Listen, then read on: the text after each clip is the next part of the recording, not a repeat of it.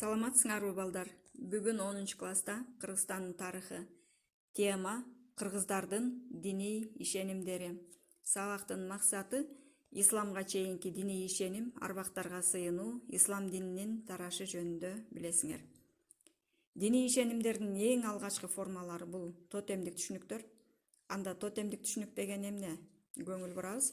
Ал кээ бир уруу уруктардын келип чыгышына байланыштуу болгон. Мисалы, кээ бир уруулар айбанаттар, канаттуулар менен тукумдаш деген дагы идея болгон. Буга мисал буг уруусу ушул убакка чейин сакталып келе жатат.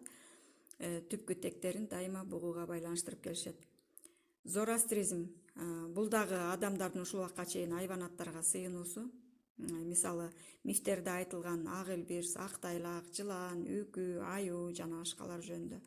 Азыр кээде жылан жөнүндө түш көрүп калсаңар деле, бул жакшылыкка жорулуп, түштө көрсөң бул азиз, кенч деп дагы атап коюшат.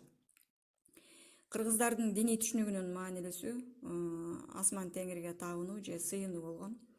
Кыргыздар бүт журтка кыйынчылык келгенде асманды карап алышып, теңирим колдой көр деп суранышкан. Бата бергенде, колго суу куйганда, өзгөчө жаштарга бата бергенде теңир жалгасын деп дагы алкашат. Кыргыздар ошондой эле каргышка дагы аябай терең маани берип карашкан. Бирөөлөрдү каргаган учурда теңир урсун деп каргашкан.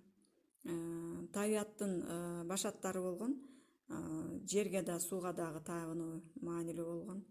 Буга мисал болуп азыркыга чейин кыргыздар курмандыкка мал союп ырым-жырым жасап келишет. Түштүк жакта Сулайман тоосуна ушул убакка чейин сыйынгандарын көрүп жүрөбүз. Ислам дини киргенден кийин деле сыйынуу кала берген. Же болбосо Сулайман тоосу экинчи Меккеге айланган десек дагы болот. Түндүктө азыркы Кочкор өрөөнүндө Кочкор ата тоосуна сыйынышкан, ал жер мазарга айланган.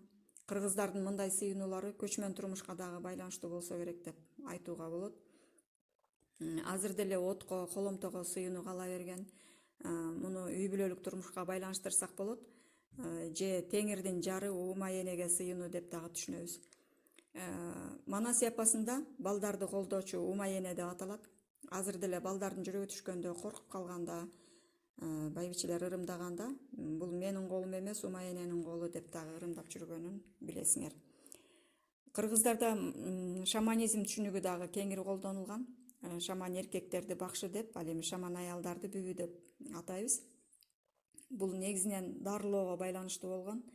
Бакшылык касиет укумдан тукумга калган деп эсептелинген.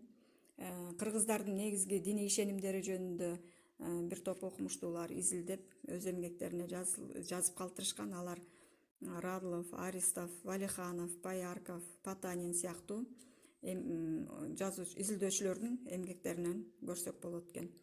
Тотемизмдин элементтери Манас эпосунда дагы аябай кездешет. Мисалы, чыйырды Манас боюнунда барда жолборстун жүрөгүнө талгак болот деп жазылган жерди көрөбүз. Бул жерде жолборс тотем катары бааланат. Ошондой эле Саякбай Каралаевдин вариантында дагы чыйырды арстандын этине талгак болгон деген маалымат бар. Анда Кытай мергенчиси Көчкү деген адам арстандын этин 90 төөгө жүктөлгөн буудайга алмашкан деген дагы маалыматтар бар. Тотемдик түшүнүк Кожо Жашы эпосунда дагы ачык көрсөтүлөт. Мында суречки тотемдик элемент болуп эсептелинет. Эртөштүк поэмасында Алып кара куш мында бүркүт күч кубат берүүчү, акыл берүүчү, адамга сулуулук бергенин дагы көрөбүз. Эпостарда тотемдик эле түшүнүк эмес, жаратылышка дагы аяр мамиле аябай баса белгиленет. Ал эми ата бабалардын арбагына сыйынуу исламга чейин эле болуп келген. Каармандар кыйынчылыкта көз өтүп кеткен ата бабалардын арбагына дайыма сыйынып келишкен. Күмбөздү, мүрзөлөрдү ыйык жерлер деп эсептешкен. Уруу аксакал өлсө дагы өздөрүнүн уруусунун адамдарын колдоп турат деп түшүнүшкөн. Адамдар табигаттын ар бир кубулушуна маани берип ырым-жырымдарын жасашкан. Кыргыздарда жайчылык ишеними дагы аябай күчтүү болгон. Бул 11-кылымда эле Махмуд Кашкардын эмгектеринде көп кездешет. Жайчылык бул сыйкырлоо дегенди түшүндүрөт. Мисалы, азыр деле айыл жерлеринде өзгөчө кургакчылык болгондо түлөө кылып эл жаан жаадырганга аракет кылышат. Бул негизинен байыркы түрктөрдө, түрк тилинде сүйлөгөн элдерде көп кездешет. жайчылар жайдын толугунда дагы кар жаадырып жиберишкен, абдан катуу суук кыйген деген дагы ишенимдер бар экен. Азыркы Кыргызстандын аймагында ислам 9-12 кылымдарда тараган. Муну биз 16 кылымда жазылган Тарихи Рашиди, Мажмуат Таварих деген эмгектерден көрсөк болот экен. Кыргыздарда ислам дининин өтө таралышы бул Кокон хандыгынын учуруна туура келет. Ушул жогорудагы теманы угуу менен бирге силерге үйгө тапшырма китебиңердин 29 параграфында 208 беттен 219 бетке чейин эске тутуп окуйбуз. Саламатта болгула.